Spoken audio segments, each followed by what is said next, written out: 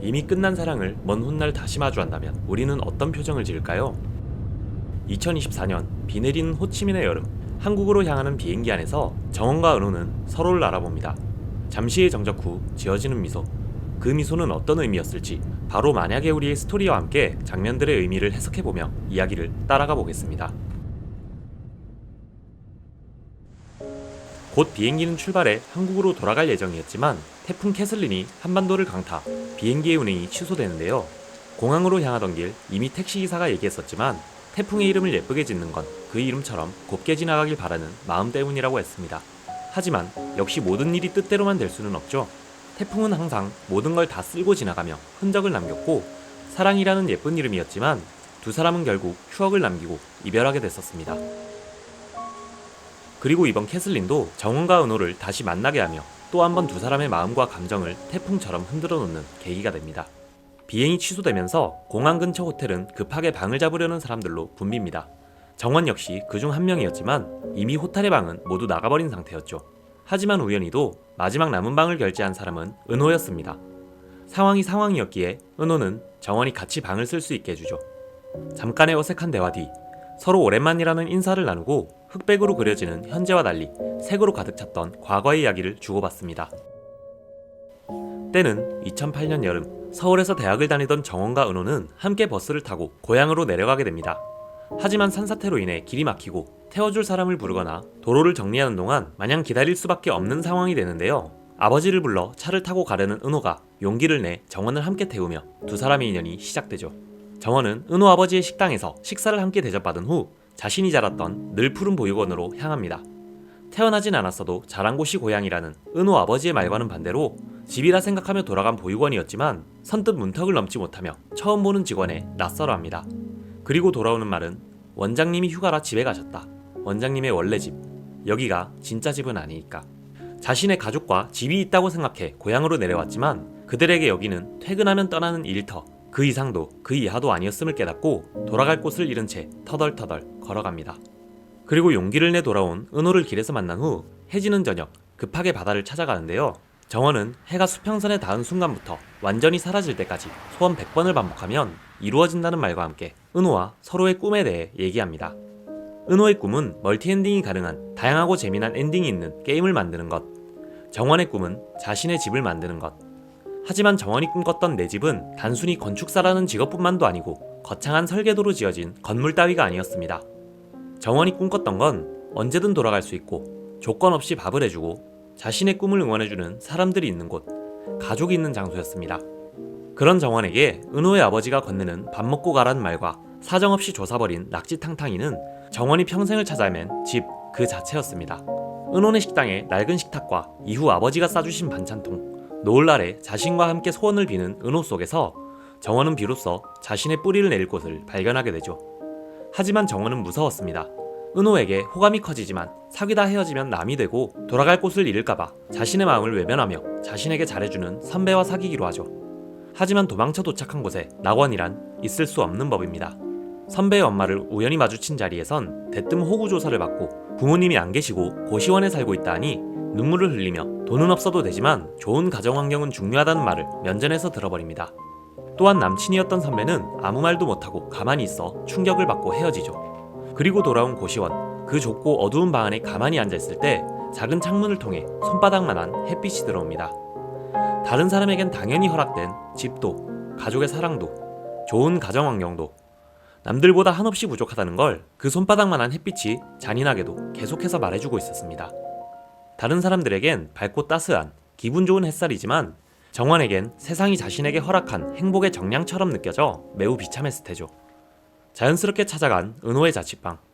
은호는 정원이 왜 헤어졌는지, 어째서 이리 오게 됐는지 묻지 않습니다.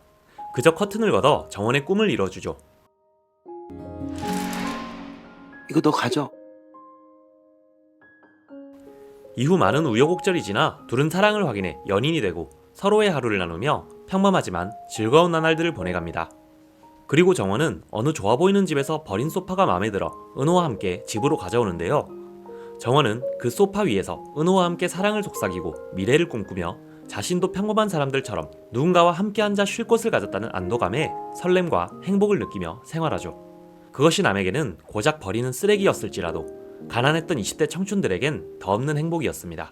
이런 소박하지만 행복한 일상이 계속되었다면 얼마나 좋았을까요?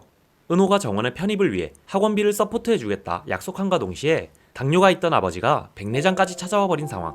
아버지의 병원비를 보태기 위해 은호는 게임 개발을 멈추고 대출을 받으려 급히 회사에 들어가고, 정원은 자신의 집이자 가족이라 생각한 꿈을 지키기 위해 모델하우스 알바를 함께하며 은호를 돕기로 합니다. 정원에게 있어 그들은 더 이상 남이 아니고 자신의 꿈을 포기하더라도 지키고 싶은 집, 그 이상이었기 때문이죠. 하지만 은호의 마음은 달랐습니다. 사랑하는 여자와의 약속도 못 지키게 됐으며 자신 때문에 꿈을 미루고 모델하우스에서 일하느라 뒤꿈치가 까져 피가 나 있는 모습 등은 지옥 같은 상황이었죠. 정원의 마음이 어떻든 사랑하는 여자를 돕진 못할지언정 진흙탕으로 끌어들인 것 같았을 테니까요. 지금 너 위해서 이러고 있는 거 아니야? 제발 좀 그런 말 안 하면 안 돼?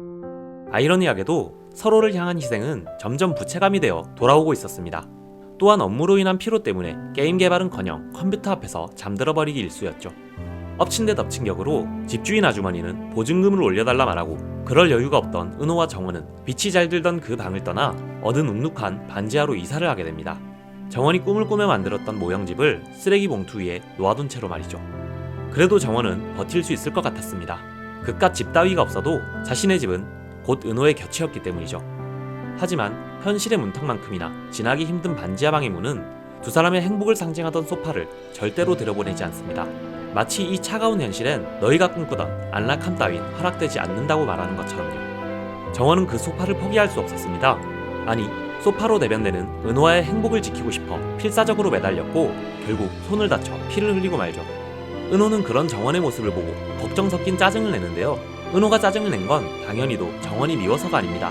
사랑하는 여자의 손에 피를 묻히게 한 자신의 무능함, 그녀의 꿈을 쓰레기통에 처박게 만든 자신의 가난이 은호를 점점 좀먹어버렸던 게 아닐까요? 가난은 사람의 사고를 마비시키고 멍청하게 만듭니다. 은호는 정원의 상처를 보며 미안함에 가슴이 찢어졌지만 오히려 화를 내고 정원을 밀어냅니다. 여기까지 오며 고마움은 미안함이 되었고, 그 미안함에는 어느덧 지친다는 감정까지 더해져 이제는 얼굴을 마주보는 것조차 고통스럽게 만드는 지독한 피로가 되었습니다. 그렇게 소파가 문턱을 넘지 못하고 길가에 내버려진 날, 두 사람의 마음속에 있던 집도 함께 길을 잃어가고 있었습니다. 은호는 자신의 꿈을 무시당했으나 현실의 벽에 막혀 자신을 때린 상사에게도 비굴하게 사과하거나, 한때 같은 꿈을 꿨던 친구들은 가족의 도움으로 고생 없이 잘 지내고, 그 친구들마저 자신은 현재도 꾸고 있는 꿈을 본의치 않게 비웃어버리는데요. 게임의 주인공이 고생하는 일을 만들고 싶지 않아 평탄한 스토리로 도망치는 걸 선택했던 은호는 힘든 꿈을 포기하고 도망쳐 결국 게임 세계에 갇혀버립니다. 정원에게 선풍기를 쐬주지도 않으면서 정원의 햇빛을 빼앗아버리면서까지 말이죠. 정원은 컵라면에 물을 받고 조용히 은호의 뒷모습을 바라봅니다. 어둑한 집안, 힘없는 뒷모습, 무심히 울리는 키보드와 마우스 소리. 그리고 생각합니다. 비록 조촐한 컵라면이지만 식사 한 끼 함께하지 않는 이곳은 자신이 바래왔던 가족, 집이 아니게 돼버렸고, 내가 떠나지 않는다면 이 고통이 계속 반복될 것이란 것. 도망치는 게 아닌 떠나며 놓아주어야 할 때가 있을 수도 있다는 걸 은연중에 느꼈을 것 같네요. 그렇게 정원이 짐을 챙겨나가고 문이 닫히자 은호는 뒤를 돌아봅니다. 정원을 밀어냈던 건 자기 자신이었지만 정원이 정말로 떠나버리자 은호가 마주한 건 자유가 아닌 텅 빈 집이었는데요. 어쩌면 정원이 놓아둔 컵라면은 밥은 잘 챙겨 먹으라는 은호에게, 아니 자신의 가족에게 보내는 마지막 인사였을까요? 은호는 그 컵라면을 바라보며 머리가 복잡해지고 가슴이 철렁 내려앉습니다. 그리고 황급히 달려나가 정원을 찾아 달립니다. 그렇게 달려 정원을 찾은 곳은 지하철. 곧 닫힐 문을 사이에 두고 은호는 비에 젖은 정원에게 우산을 건네지도, 지하철에 함께 타지도, 미안하다는 사과 한마디도 건네지 못하고 한 발짝 물러섭니다.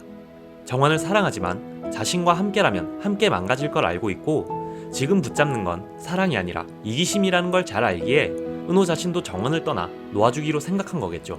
그제야 은호는 평탄한 스토리를 포기하고 주인공의 시련을 받아들입니다. 자신의 꿈이었던, 자신의 사랑이 응원해줬던 게임 개발을 다시 시작하고, 정원 또한 자신의 자리에서 맡은 바를 다하고 열심히 공부합니다. 결국 둘은 각자 현실의 꿈을 이뤄내고 시간이 흘러 현재까지 오게 된 거였죠. 은호는 묻습니다. 만약에 우리가 반지하 방으로 이사 안 갔으면 우리 안 헤어졌을까? 만약에 네가 나 끝까지 기다려줬으면? 만약에 내가 그날 지하철 탔으면? 타서 잡았으면? 하지만 둘은 알고 있었습니다. 그때는 이미 지나갔고 그 시절의 우리는 이미 없다는 것, 돌이킬 수 없다는 것, 마지막 우리의 선택은 틀리지 않았다는 걸. 사랑이 끝났다고 해서 그 시간이 무의미해지는 것은 아닙니다. 정원은 오히려 지독하게 가슴 아픈 상실 덕분에 누구도 무너뜨릴 수 없는 자신의 집을 짓는 법을 배웠고, 은호는 도망치지 않고 진실을 마주하는 법을 배웠습니다. 그걸 잘 아는 둘이었기에 둘은 눈물을 쏟아내고 그제야 후련한 듯 웃으며 서로를 바라보고 그때의 서로를 진심으로 사랑했다며 마지막 감사의 인사를 건넵니다. 다 해주고 싶었는데 모두 다 받았어. 그때 내 집이 되어줘서 정말 고마웠어, 은호야. 한국으로 돌아와 은호는 줄 게 있다며 정원의 명함을 받고 돌아가신 아버지가 정원에게 남긴 편지를 보내주는데요. 그 편지에는 너희 둘이 헤어졌지만 매년 이맘때면 정원이가 생각나고 이번에도 네가 좋아하는 반찬들을 잔뜩 해버렸다. 인연이라는 게 마지막까지 잘 되면 좋겠지만 서로를 실망시키지 않는 게 쉽지는 않다. 사람의 삶도 마음도 변할 수밖에 없는 거니까. 그래도 괜찮단다. 나한테도 은호한테도 너는 참 귀한 사람이었어. 어떤 선택을 하든 어떤 삶을 살든 정원이는 잘 해낼 거야. 항상 밥은 꼭 잘 챙겨 먹고 아저씨 반찬 먹고 싶으면 언제든지 와. 늘 건강하고 행복하렴 이라며 정원이 집이라 생각한 곳을 떠났지만 죄책감을 갖지 않아도 되며 그랬더라도 여긴 언제든지 네가 돌아와도 되는, 돌아올 수 있는 집이라는 마음을 전달합니다. 그리고 이후 은호가 만든 게임의 엔딩을 보는데요. 정원과 은호가 처음 만났던 저녁 바다에 있던 모습을 본떠 제인에게 에릭이 찾아오고 함께 앉아 색을 날려보내자 노을진 바다가 아름다운 색들로 채워집니다. 은호는 아버지의 편지와 더불어 정원이 응원해줬던 꿈의 형태, 게임의 엔딩을 통해 내 과거는 너로 인해 아름답게 빛났었다는 감사의 말을 전합니다.